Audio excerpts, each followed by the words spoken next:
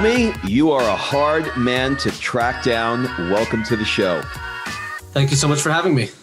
I am so excited to have you. We have so much to cover about who you are and what you do. And I think a good place for us to start would be to begin in Toronto in the 90s. You remember that time? I do.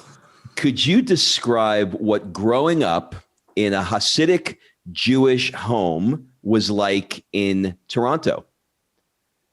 So when people think of Toronto, they generally do not think of Hasidic Jews. It's a big city, not many Hasidic Jews, I'd say a couple hundred, but our family was one of those families that is a member of the Hasidic community in Toronto. Another difference between the Hasidic Jews of Toronto and the Hasidic Jews of elsewhere is that, as a general rule, when a Hasidic community is living together in a certain place, they can sort of keep themselves very insulated, and they have everything that they need to rely on for their community or for their families. It's all available right there in the neighborhood. In Toronto, that wasn't the case because there aren't that many Hasidic Jews, so it was more of a, I'd say we definitely mingled with the outer world more than Hasidic Jews in Brooklyn would. Other than that, it was a very happy childhood. Thank God, my parents really are awesome people, and I'm happy I was born into the family that I was born into. Okay, do you come from a long line of Hasidic Jews, or is it just maybe one or two generations? So that's a really good question. The honest truth is I don't know exactly. I know that back in the old country in Poland, our family were definitely very religious. I'm not sure if they were Hasidic or not. I think they probably were, but I'm not sure because I never met them.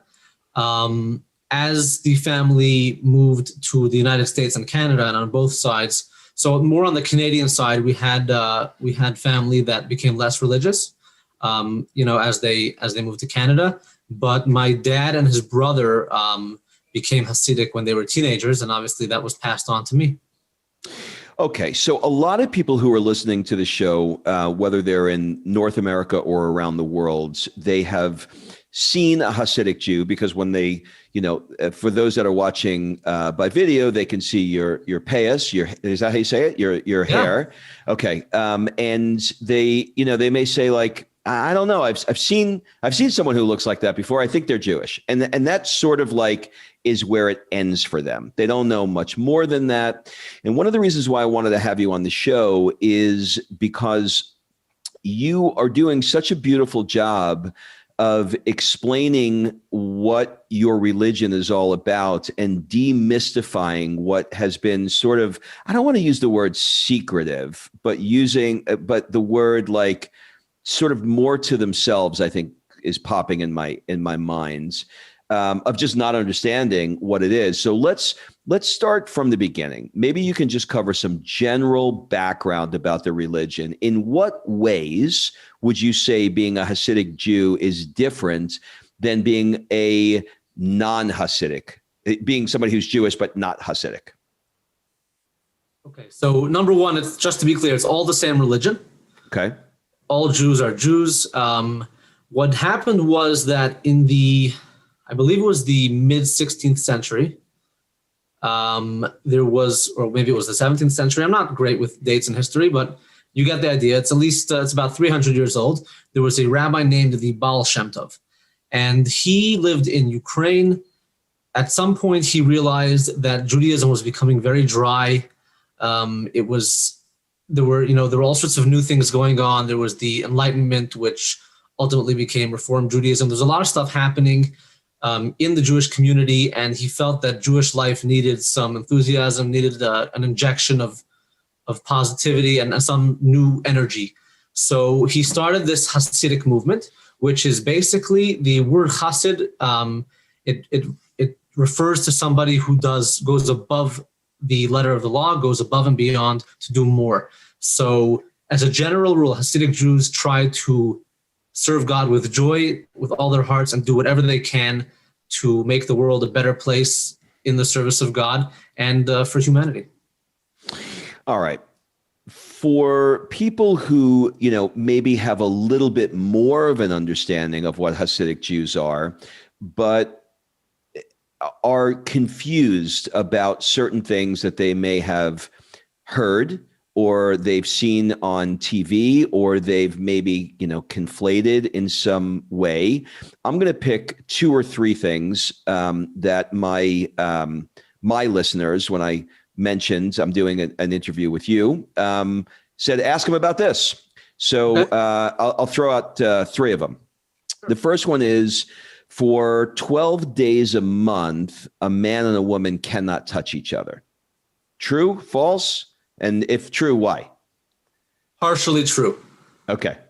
So according to the halacha, which is the Jewish law, which all Orthodox Jews, or generally, as far as we know, they follow. Obviously, it's an honor system, right? So it's what you follow, what you don't follow is really between you and God. It's no one else's business. But according to the halacha, which is the Jewish law, a married couple, when a woman is on her period, so the husband and wife will not touch each other. That is true. Now, additionally, according to the halacha, any man will not touch any woman who is not related to him, meaning if it's not his wife or sister, mother, or daughter, he is not allowed to touch her, period. So no handshakes, no hugs, no high fives, nothing. So that's why I'm saying partially true, because if it's a married couple, yes, that would be true. If the woman got her period, then they would not be touching each other for approximately 12 days.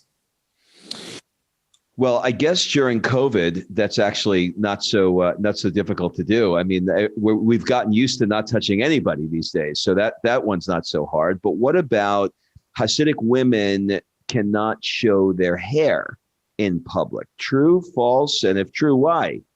So 1 second, let's go back, because I don't think we finished answering the first question. Okay. The reason behind this not touching is there's obviously a mystical reason for why this time is chosen to be when the woman has her period. But the general idea is, and this I can explain to you, is that in the Torah and in Judaism, we believe that everything is great in moderation. So if a man and woman were to be together all the time, eventually things would get boring, and that could lead to issues. So let's make the separation. Let's have a time where we can build up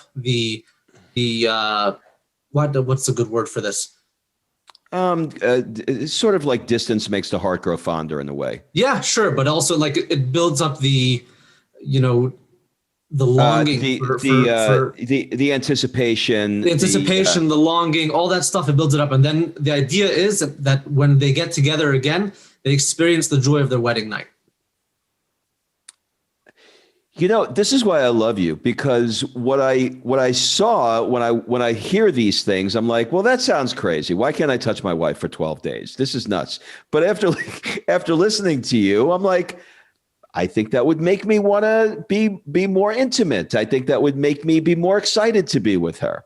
So this is interesting. Okay. Let's move on to hair. That's another big one. You are married to Mushki. Is that her name? Okay. All right. So you can see Mushki's hair, but Mushki can't go out into the grocery store and show her hair to anybody. But she replaces it with a beautiful wig. That one's confusing me. Yeah, so I like to say she can show her hair, but she may not. Again, this is a personal choice that I'd say 99% of the people make. That is the law. But again, nobody's standing over her with a stick telling her that she can't show her hair. It's between her and God, and she chooses not to show her hair. Now, when it comes to the hair, so according to the halacha, and again, that's the Jewish law, there are certain parts of a woman's body which can excite men. Now, let me give you an example. And I know there's a movement today of people who aren't shaving their armpits and they shave their heads, and they want to break all the stereotypes of the patriarchy, or people feel that women have traditionally been dressing a certain way to please men. I'm not going into that. That's a discussion for another time. I don't want to get involved in that. But as a general rule, I think we can all agree, and this is perfectly understandable, that for most men, they would probably feel like if they saw a woman with hair versus a woman who was completely bald, they'd probably be more attracted to the woman with hair. Can we agree on that? For sure. Okay. So once again, there are certain parts of a woman's body that simply can excite men. So the idea is that a woman's hair is private. When a girl is single, she's sort of on the market. She's available. She can get into a relationship, get married, and right, because she's single. But once she's married, we don't want outside men to get excited about this woman. So there are certain things that a woman will do to cover up and to make herself more modest, so that the relationship between her and her husband stays special and completely exclusive to each other, leaving everyone else out. That's the idea. But why then cover it with a beautiful wig that could be, frankly, just as attractive? Great question. So I can't answer that one entirely because I understand what you're saying. Basically, so I think many wigs look better than the woman's hair. Yeah, right. Exactly. But once again, this is a law, meaning not all the laws make sense, right? There's certain laws that you can't understand. So let's put it this way. There are many rabbis who believe that wigs should not be worn, and there are many Hasidic women who don't wear wigs. They wear turbans, they wear other coverings on their head, they wear cloth, all sorts of things so that they shouldn't show their hair, and it's not a wig. There are many rabbis, and I believe the majority of rabbis say, listen, the law is she can't show her own hair. In the Orthodox Jewish and Hasidic communities, when you see a woman out there with a beautiful wig, you know it's a wig. And that itself perhaps can be a factor to you saying, that's not her real hair, it's just a wig. Who knows what it looks like underneath.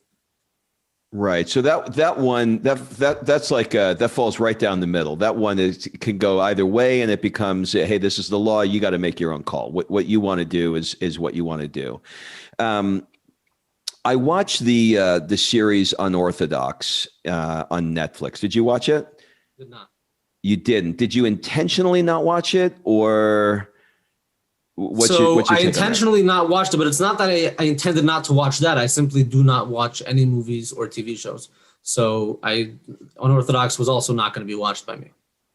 Okay, so this one's interesting for me. You are I believe that you are a very gifted YouTuber. I know that YouTubing is new to your life. And I also know that the series that you did with Santinello, is his name Peter Santinello? Peter Santinello. Yeah, was I think it's now up over 10 million views or something crazy like that. So a lot of people are very interested in you and what you have to say in your world. So I find it very interesting that the medium in which you're communicating in is not a medium that you participate in. You know what I mean? Where you're not watching movies and TV. Why is that? Well, first of all, I would say there's definitely a difference between movies and TV and YouTube. I am on YouTube. I'm not watching movies or TV. Now, so there is a difference there. It's not that I'm anti-information or anti-technology. It's just that, and I'll explain this to you well. When I was a child, we had 0 movies in our home. There was no TV, as in most Hasidic Jewish families. When I was a teenager, I was a curious guy, so I started watching movies and TV on my own whenever I got a chance. And basically, I realized that I had a problem. I could sit down and watch an entire season of a TV show in one sitting, and that would be unhealthy. So at a certain point, I came to a realization that I wanted to know that what was playing in my own heart, my own mind, and in my own theater. So I stopped watching this stuff not because I'm against it, because I love it so much that if I would continue, it would probably just turn me into a deadbeat who does nothing. So I chose not to watch the stuff. Now, at the same time, there are other reasons not to watch movies and TV. I'm not trying to discourage anybody from watching movies or TV, but when you get involved in the general media, there are a couple of problems. Number one, it's a huge time waster. There are people who are addicted to news. News is important. News is something that can help you in life. If you're following the stock market, or you need to know what the weather is and basic things. But as a general rule, I find that most news does not apply to me or to anybody, and it brings plenty of negative energy into your life. If you listen to the radio or watch TV for an hour, chances are 75% of the things you're going to watch are negativity. Someone got shot, someone got stabbed, a bank got robbed, all sorts of stuff is going on, and you simply do better without all that negative energy in your life. As a third point, I would say that movies and TV are filled with things that I would not want to bring into my life, and I wouldn't want my children or my siblings or my friends to see them either. Once again, I'm a married man. My only, all I want is to be with my wife, and I don't want to have thoughts about anybody else. And when you're watching movies on TV, obviously we know that certain things get people to watch movies really quickly. So sex, violence, all sorts of stuff that I just don't want to see. And to be surrounded by that and consuming that every day would be probably unhealthy in my opinion. So for those 4 reasons, I do not watch movies or TV. You know, it's interesting. You probably did not see when Oprah went to Brooklyn to visit the Hasidic Jews. You didn't see that series. I think I watched some of that on YouTube. Oh, okay. So it was really, really interesting, and this sort of leads into another area, and then we'll get off this and we'll move on to travel. But there was a question that Oprah asked the 3 women that were sitting, the 3 wives of the Hasidic, or the 3 Hasidic women, and she said, "What do you do?" Something, I'm paraphrasing, but how do you treat someone who's gay in your community? And the 3 women were frozen, and they literally could not speak. And then when one did speak, she said, "Well, that just doesn't happen here." And so Oprah said, "So in the entire Hasidic community, there's nobody who's gay?" She said, "No, I don't think there is." So that really stuck with me, because obviously that there's no way that could, I mean, this is just my own opinion, but I can't imagine how in a community just demographically that large that couldn't exist. Since you're on the cutting edge of sort of like, and I do think you are, because you're a new generation of Hasidic, of a Hasidic person that is out there sharing what it is that's behind the curtain. How would you answer that question? How is a gay person treated in the Hasidic community? So that's a very good question, a very deep question, and I'm surprised by it, but I'll give you an honest answer. I believe that the assumption or the statement that there are no such people in the community is incorrect. Yeah. I personally do know people who have confided in me that they are gay. Yep. This might be controversial, but this is true. So I'm going to say it. They probably will not come out with it. I'm almost certain that they will never come out and say that, just because it's very simple. It's not like, I mean, maybe there are other people in the community who feel different. This is the way I feel. Okay. God in the Torah says that he doesn't want people to be gay. Whether you like it or not, that is the truth that is written in the Torah. It's in the Bible. People tried canceling Mike Pence because he believes in the Bible. You know, if people want to go down that route, that's fine. They can try. But I think it's important to understand that one of the things about religion is that it comes before all, meaning it's not that I decide what's moral and what's not. There's a higher power who decides. So in my Torah, it says that God does not want people to be gay and to act on these things. Do I have something personal against somebody who's gay? I don't think so. I have people, as I told you, people who I know, people in my circle who have confided in me that they are gay. This is the truth. Will they come out and say it? Probably not, because in the community, it's not acceptable. But would I treat a person any differently because they're gay? Absolutely not. That's such a great answer. All right. I want to talk about travel. There's something, I have not really been somebody that sits and watches a lot of YouTube, but for whatever the reason is, I have become transfixed with watching your YouTube shows. My wife puts the kid to sleep, and I go and I got a big screen TV and I turn on YouTube and I watch Shloime. Is that how you pronounce it? Shloime? Yeah, perfect. Okay, good. And you know, I come up and she says, "Are you watching the Hasidic guy again?" And I'm like, I love him. I can't stop watching him. He's in Dubai now. He's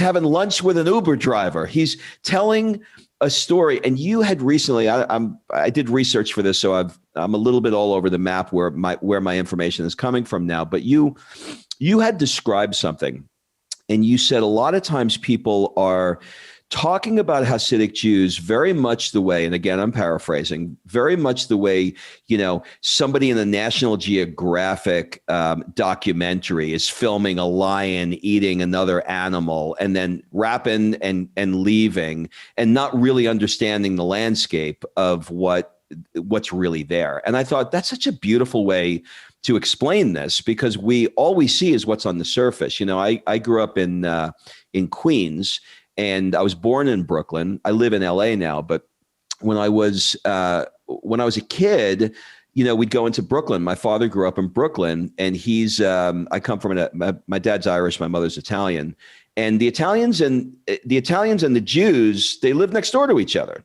You know, they're a couple of blocks away. And my father used to get paid on the Sabbath. He'd go in and turn the lights on for a nickel, you know, in Jewish homes, and that's how he made his money. And so I grew up around understanding that this is the community. This is just the way it is. But for many, it's so interesting. So, you know, you're traveling around the world now, like really traveling around the world. And I want to talk a little bit about that. So when you were 17, you got the travel bug. You took your first trip. I got the bug way before I was 17. I just started acting on it when I was 17. Okay. All right. So around 17 years old, you take a trip over to the Ukraine that you mentioned earlier. What was it that sparked that travel bug for you? So this is a very deep question. It's something that I've been struggling myself to understand, and I don't yet understand it. I'm not sure I'll ever understand. There's something inside me that is burning, and it wants to go out there. It wants to understand. It wants to learn, and it wants to teach. And I'm still struggling with this. There's no logical explanation for it. And I've made many stupid choices based on travel, meaning I've spent money that I didn't have to go on trips that I could never afford, because it burns in me so strong that I feel like I'm compelled to do it, like I have no other option. Interesting. So there's almost, I'm going to put words in your mouth, but there's almost this spiritual kind of driver that is pushing you out there to do this work. I really look at it like you're doing work there. You know, you're traveling to places that are way off the beaten path, to places, frankly, that other Jews may not feel comfortable with going to. For example, you've traveled to Arabic countries like Lebanon, and you know, you did something recently where you went to Afghanistan. Now, I got to tell you, I don't think you can get a gun to my head to get me to Afghanistan. And I'm sure, like, call me crazy. I love to travel. All these pictures you see behind you are all around the world. But Afghanistan, not only did you go to Afghanistan, you went to Afghanistan and you sought out the last Jew. Tell me the story of finding the last Jew in Afghanistan. So there's a man named Zablon Simantov. I think he's in his 60s. He grew up in Afghanistan. There used to be a large Jewish community there in simpler times, before the Taliban and Al-Qaeda and whatever. And at some point after the establishment of the State of Israel, most of the Jews left. A couple stayed. Eventually they died out, and there's one Jew left. He lives there completely alone, slaughters his own chickens so that he can have kosher food. Surprisingly, he's managed to stick very, very closely to his Jewish identity, wears a kippah in the streets. And I really wanted to meet him. So I tried finding him for a while. He's actually pretty hard to get a hold of. Additionally, there's a language barrier because he speaks Dari, which is a dialect of Persian, and I don't speak any Dari. So even if I would have been able to get a hold of him, I'd never be able to carry a conversation with him. But eventually I got the right contacts, people who were in contact with him. And I flew down there and hired a translator and a guide, and was able to spend a lot of time with him. Well, listen, you say you flew down there like you were going to New Jersey. I mean, you know, like, this is Afghanistan we're talking about. Like, how the heck did you get into Afghanistan? Is it, forgive the ignorance, but is it literally like you picking up the phone, calling an airline and booking a flight, or is there more to it? So for the flight, yeah, anyone can book a flight to Afghanistan. You do need a visa, which wasn't hard to get. I went to a consulate in New York City, walked in at like 10 a.m. By 1 p.m. I was out with my visa in my hand, and that night I was on the plane. So this is amazing. Does your wife say to you, Shloime, you're out of your minds, you're crazy? Yes, but it's crazy in a good way. So she supports it. She does support it. My rabbi has told me repeatedly that as long as my wife is supporting what I do and she believes in what I'm doing, I'm going to be safe. And before every trip, I have to make sure that she really wants me to go on this trip and she understands the benefits of what's going on. And if she gives me her blessing, then everything will be good and I'll be safe. And it's interesting because I've been asked this question often. I'm asked this question almost on a daily basis by people who meet me and they say, what does your wife think? And I always say that my rabbi tells me that if my wife gives me her blessing, then I can go on the trip. And she's never said no to any trip. So I sort of felt guilty because like I never had a hard time. And I'm talking about how I always listen to my wife, but she never gave me a hard time. Well, a couple of weeks ago, I was supposed to go on a trip and I asked her about it and she said, hey, I'm not feeling it. And I already had a ticket booked. Everything was ready to go. And I canceled the trip. And now I can truly say that if my wife gives me her blessing, I will go on the trip. If she doesn't, I won't. Wow. I don't know that you realize the celebrity that you're making out of yourself. With all the gyms here locked down in California, California is pretty much like New York where everything's closed. New York is opening up. Oh, they're good. We're not. We're like in communist China here. Everything is shut down. And I work out on the beach because I live, right on the beach here. And this Hasidic guy the other day comes by and he's about your age and he stops and he just has a small chat with me. And I told him I was interviewing you and he's like, he had the reaction like I was talking to Jesus himself. I mean, he was so excited. He's like, I know exactly who that guy is. I follow all his stories and we were talking about you in Dubai. And, so what you're doing is far reaching now. I mean, is this newfound celebrity exciting to you? Is it exciting? I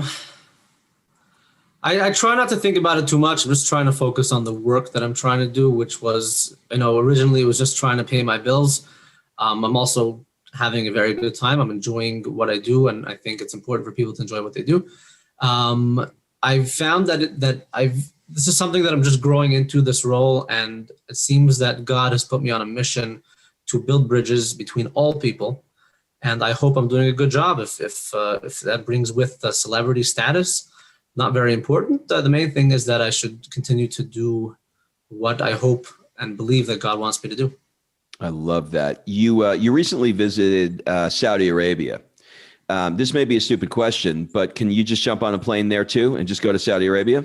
No, you need a visa to visit Saudi Arabia. I was there twice. The first time was quite complicated. Well, first of all, in modern history, Saudi Arabia has been a closed country completely. There was no way for you to visit. I remember as a child, somebody told me that I'd never be able to go to Saudi Arabia because they don't allow outsiders in. And I thought about it a lot. I used to always say, like, I don't like to hear somebody say, you can never do that. It bothers me. And there was sort of a drive in me that wanted to go, but I always knew it wouldn't be possible. Well, a couple of years ago, Saudi Arabia got new leadership. They're trying to modernize the country, and they decided to do a pilot. They're going to test to see how it works with tourism. So they opened a 1-month window in December of 2018 where anybody could come visit as long as they applied for a visa. 1,000 people applied for the visas. I was one of them. I was granted a visa, and I spent an amazing 5 days in the country that I can honestly say changed much of my perspective on life. In what way did it change your perspective? So, first of all, when I went to Saudi Arabia, it was about 2 months after the Jamal Khashoggi incident. So, trust me, I was terrified. I bet. And I was in Israel at the time, and I had to get to Saudi Arabia. As I'm sure you can understand, there are no direct flights from Israel to Saudi Arabia. So I had to have a stop in Turkey. When I got to Turkey, I was so freaked out by the whole Khashoggi incident that I decided to cancel my trip and I'm going back home. So I literally went onto my phone. I started looking for flights from Turkey to Israel. I found one for like $125 and I said, I'm just going to book this. I even texted my wife, said, forget it, I'm coming home. And then at the last minute, I decided to text my rabbi and just run it by him. He had known that I was going to Saudi Arabia, didn't make an issue of it. So I just asked him if he thought I should continue with the trip. I told him that I'm a person who is very in touch with my instincts. And if my instincts tell me to do something, generally I will do it. If my instincts tell me not to do something, I won't. And my instincts were telling me run like hell. So I was totally not feeling it. The rabbi said to me, if your wife gives you her blessing, go for it. So I asked my wife, what do you think? She said, go. I went. Thank God, once I got there, I had this mind-opening experience where I just realized that, when you think of Saudi Arabia, you think of, I wouldn't say violence, because there haven't been any wars there in recent history. There's something going on with Yemen, but it's not affecting most of the country. But you just think of a country that is so far off, so distant, so closed, so mysterious, so frightening, honestly. We're all afraid of the unknown. And then when I got there and I just met nice people, and it blew my mind, and it changed the way I think about everything. Now, when I have thoughts, because when we hear about something, if someone tells you about some experience or some place or some person, your mind automatically goes to this place where it imagines what that's like. And then when you get there, either you're right or you're wrong. But I was so wrong that I've now realized that there are probably so many other things in my life that I'm thinking are negative or evil or whatever. And I've come to learn that the world is really much smaller than we think it is. It's much better than we think it is. And when we open our minds and our hearts, we can really, really tap into some amazing things.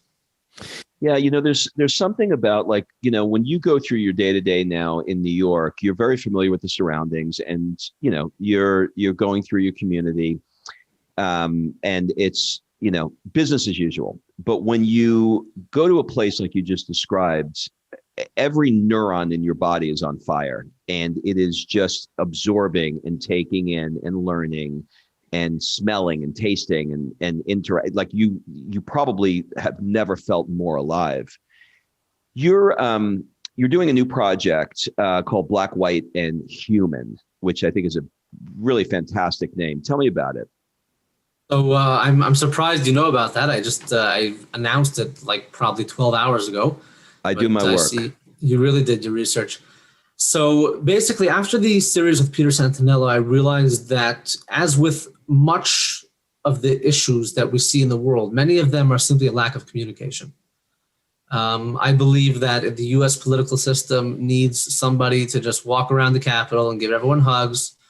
People need to go out in the evenings, eat tacos, have beers together, and let's work through the issues. We're all just spending time on destroying each other, this party, that party, who tweeted this, who tweeted that. It's so much like we got so caught up in this political war that we're forgetting about what really matters. And I feel like if there was more communication, more openness between different sides in all aspects, so in politics, in religion, in business, everywhere, in family, then the world would be a much better place. Now, Peter Santinello's series taught me that the Hasidic community is not creating enough content about itself. There is not enough knowledge out there about the Hasidic community, which is why when series like Unorthodox or the NBC doctors or nurses, there's a show called Nurses on NBC. Did you see this? Last week, No. It was a couple of weeks ago, they released an episode where they portrayed it's a reality. I think it's definitely a scripted show. They portrayed this thing where a Hasidic teenager gets into a basketball accident and loses his leg, but they can give him a bone graft from someone who's not alive. And basically the boy and his father refused to get the bone graft because it would come from a non-Jew or a woman, which is so stupid and so ignorant. And according to the Torah, one would be required to take the bone graft from, regardless of who it was. It's just so silly. And the reason these shows and outside people are able to get away with all this stuff is because the Hasidic community often doesn't stand up for itself, and it doesn't create the knowledge, and there just is no awareness about who we are. So as an insider, somebody who's lived in the Hasidic community but also understands the outside world, I believe that it's simply a lack of communication, and we need to bridge this gap by showing them who we are. Why should we let producers in Hollywood show us who we are when they literally have no idea who we are? They've never stepped into Brooklyn or to Jerusalem, and they simply don't know. They're writing from what they think we are, and it's impacting millions of people. So I'm going to stand up for my community, and I'm going to impact millions of people by showing them real stories from inside the community, not from Hollywood. Why name it black, white, and community and not like, Hasidic, black, white? You get what I'm getting at. Why'd you choose that name? Well, it's just simply a matter of color. The Hasidic community, traditionally, the men dress in black and white. And I believe that it's like when you're looking at black and white photos, you can't really relate. That was a long time ago. Those were, those are the other. That's not us. They're not human beings. They're just black and white. Well, we are very human, and I'd like to show that side of us. So we're black, white, and human. Interesting. In my white American guy's mind, I immediately went to Black Lives Matter when I thought black, nothing white. to do with that. Got it. Okay. I thought you had a whole new platform. Okay. Got it. All right. So as we wrap up, I'm going to ask you some questions that are going to lean a little bit more personal in nature. Just roll with it. They're fun questions. They're nothing weird. What's on your nightstand? That's a great question. An alarm clock. And usually whatever I had in my pockets before I went to bed. What do people often get wrong about you? People think that I'm very outgoing, and in truth, I'm an extremely shy person. So you're an introvert, but you're situationally extroverted. Correct. Got it. What is the one thing that you have not gotten to in your life that if you don't get to it, you're going to have a lot of regret about? I'd like to finish the Talmud. It's about, I don't even know how many volumes it is, but it's dozens of volumes. And if someone learned one page every day, it would take 7 years to finish. So that's something I really want to do. What's an unusual or absurd thing that you love?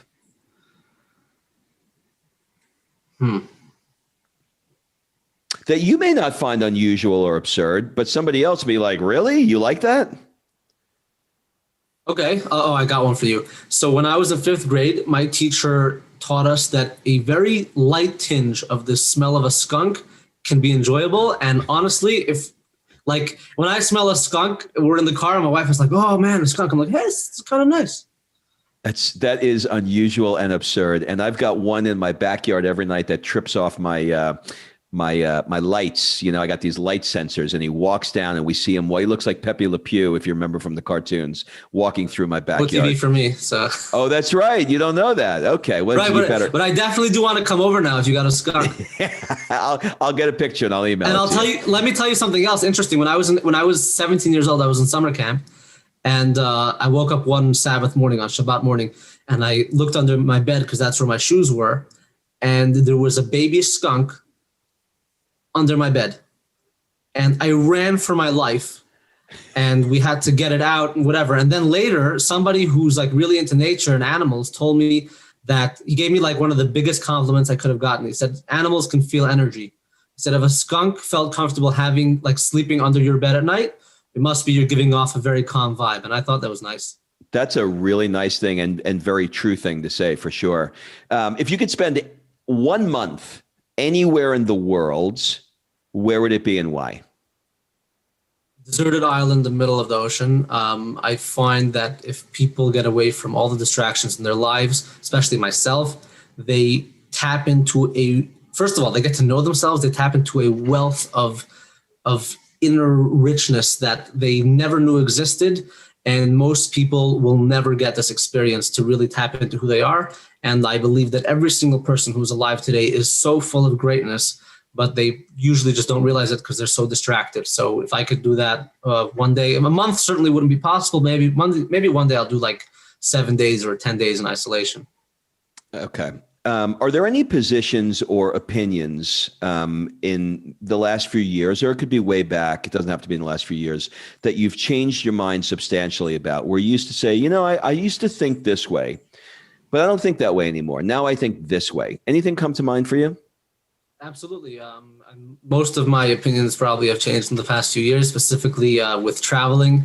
When I realized that instead of, people always tell you the world's a terrible place, everyone's out to get you, they're going to eat you alive. And the world is actually a really awesome place, and people who travel understand it. People who don't travel will never get it. Amen. You got that right. With every new level comes a new devil. What are you currently struggling with? Consistency.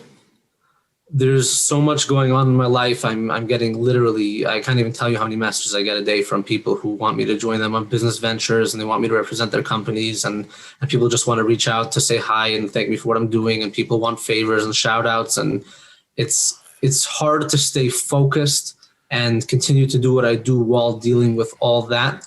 But I'm trying my best. I'm certainly probably going to disappoint some people just because it's impossible to get back to everybody. But I do realize that I'm on a mission, and the number one thing here is to continue the mission, make sure that's running, because I truly believe that if I continue on this goal and with my goal, then the world will become a better place. I love it. Last question. What we'll change it up a little bit. What one question would you like to ask me? How do you get such great hair? Listen, how would I look with a payas if I put that on the bottom? I think you look really good. Would it be a salt and pepper payas? Yeah, that can look good. Yeah. Well, Shloime, this was even better than I thought it was going to be. Do you have any final words, suggestions, or an ask for people listening? All I ask is that people open their eyes and their hearts and their minds to those around them. Try to see the humanity in the people that are living in your space, in your city, in your country, people who are across the ocean. See the humanity in everyone, because if we tap in to the basic essence that all people are human and most of them want the same things, they want to have nice families, pay their bills, and just get on in this world, then you will live a happier life. Forget about what you're going to do for everybody else. You're going to be a happier person because you're going to have so much less to worry about when you finally understand the world is full of good opportunities. It's a great place. And love yourself. I love others. Well, Shloime, thanks again. Thank you.